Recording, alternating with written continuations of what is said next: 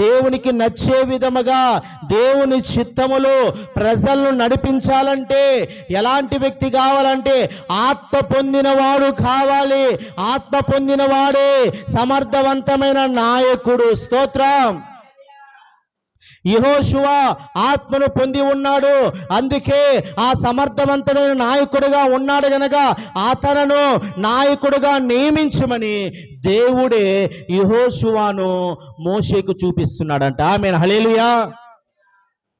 కనుక దేవుని ఆత్మను పొందుకున్న వారిగా మనం ఉండాలండి. మనుషులు చూడలా యెహోషువని,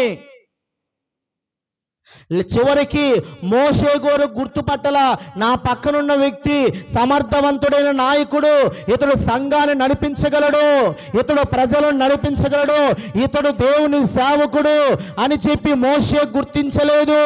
ఇతను ఆత్మను పొందినవాడని చెప్పి మోషే గుర్తించలేదు. కానీ ఎవరు గుర్తించారంటే దేవుడు గుర్తించాడు. ఆమేన్, హల్లెలూయా.